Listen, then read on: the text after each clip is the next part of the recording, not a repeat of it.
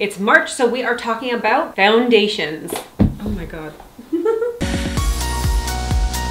All right guys, we are back with another Makeup 101 video. So I wanted to start this off by the most common question that I get: how do I find the right foundation for me? And honestly, when you go to the stores now, like if you go to MAC or if you go to Sephora, everybody's super knowledgeable that works there. It's pretty easy to find somebody that will help you find the right foundation for you, but it's always good to go in prepared and to kind of have a little bit of background information for yourself before you actually go in to pick out your foundation, because that is just gonna make everything so much smoother, and when you walk out of there, you will have the right foundation for you.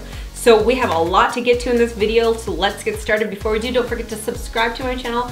Click that link down there and give me a thumbs up if you like this video. So the first thing that people are gonna ask you when it comes to picking out a foundation is, what kind of skin do you have? And I know before I got into makeup, I had absolutely no idea what that meant. I was just like, it's normal. I think I even thought I had dry skin for a while because I had eczema. It was actually not dry. It was just that I had eczema on my body. So you really wanna be able to educate yourself on what kind of skin you have. And the best way to tell that is, how does your skin feel after you wash it? So just sort of pay attention to maybe about like 10-15 minutes after you wash your skin. Does it start to feel really tight? Like, don't put any moisturizer or anything on it. Just wash it, give it 10 minutes. Does it start to feel tight? Do you see a little bit of flakiness going on? Well, then you probably have drier skin. Do you feel like the oils just start to ooze out of your skin and by the end of the night you have like really oily skin? Then you have oily skin. But if you get like maybe dry patches here and there and then a little bit oiliness like around the nose or in the forehead, then you probably have combination skin. If you have none of the above, guess what? You have normal skin. The next thing you want to think about is what level of coverage you want. Coverage means, like, obviously you're buying a foundation, that means you want to cover your imperfections, but there are different levels of coverage out there. Do you want it to be light so that you can still see your skin peeking through, but you just want to even out your skin tone a little bit? All the way to the other end of the spectrum, which is, do you want it to be full coverage where you cannot see an ounce of your skin? You want to make sure that everything is covered. Somewhere in between would be like if you wanted to, say, even out your skin tone and maybe cover some of your imperfections, but you don't want to look like you're wearing a ton of foundation. That's where I find most people generally fall, in the middle right there somewhere. You just want to make sure that you know what that means before you go into the store, because that will help the person that's helping you so much. Help the person that is helping you. But this next thing is probably the most confusing thing. What kind of finish do you want in your foundation?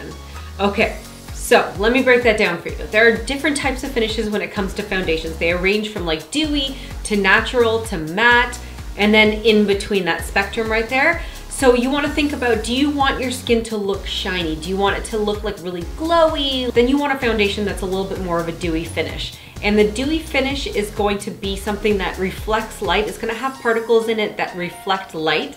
So I wouldn't recommend it if you have a lot of texture on your skin. You definitely want to have very smooth skin to pull a dewy foundation off. Then there's something in the middle, which is more of a natural finish. And a natural finish is basically what it sounds like. It just mimics your natural skin. So it doesn't look dewy, doesn't look super shiny or glossy, and it doesn't look matte, like it's not reflecting any sort of light. It just sort of has like a little bit of a sheen to it, and it mimics the surface of your own skin. And then there's matte, and matte is exactly how it sounds, matte. It does not reflect any light at all. It actually looks a little bit more dry, and that one is more for people that kind of have a little bit more oily skin, or if you just generally don't want your face to be shiny. That's for you to decide. There is no right or wrong answer. It is up to you what you like your skin to look like. If you don't know what you want your skin to look like, my suggestion is to look at pictures online, maybe look at celebrity pictures, your favorite celebrities, see what kind of skin they have. Have some pictures with you if you don't know what exactly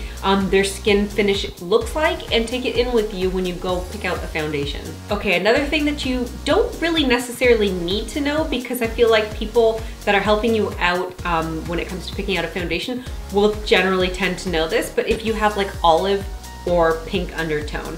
And I think that a lot of people just want to know this for themselves. What I learned in makeup school and what I've noticed working at MAC for 6 years is the percentage of the population that actually has a pink undertone is very, very low. So much lower than you actually think. If you have an Irish or a Scottish or an English background, not necessarily, but you're more likely to have a pink undertone. The rest of the world tends to have a little bit more of a yellowy olive undertone. That is not like the guaranteed way to predict it at all, but when you go in to pick out your foundation, you'll be able to see. I think you can just look in the mirror, and maybe it's because I have been doing this for so long, but I just feel like if you look in the mirror and if you see a lot of pink in your skin, and I don't mean like rosacea or capillaries or if you have any sort of acne going on, I don't mean that. I mean, if you just have a little bit of a rosier hue to your skin, then you have a pink undertone. If you don't have that, then you don't have a pink undertone. Then you're more the yellow olive. But like I said, when you go into the store, like if you go to Sephora, they have this camera thing that reads your skin tone, and it will match you to all the different foundations that they carry, which is so incredibly genius. They take like 3 different readings from different parts of your face. I think one is like on your jawline, one is on your neck, and one is on your forehead, and it'll give like an average reading, and it'll give you a listing of the different foundations that they carry that will actually match your skin. And then the best way to match the foundation is to drag swatches down the side of your jawline all the way down to your neck. Okay, so this is my biggest pet peeve when it comes to picking out a foundation for somebody. You have to realize that when a person is looking at you, they are not looking at just your face. So when you're picking out a foundation, it should not just match your face. They're looking at you from like the chest up. So you want your foundation to blend into your neck and your chest color. Now for most people, this area right here is a little bit lighter than the rest of your face and your neck and your chest, but that's why we say to match it on this side right over here. So you want to make sure that you're finding a color that kind of works with everything. If your neck is a lot lighter than your chest and your face, which does happen for some women, especially in the summer months, if you tan a lot easier, what you want to do is just grab a bronzer and make sure you bronze up your neck so everything looks more even after you put on your foundation.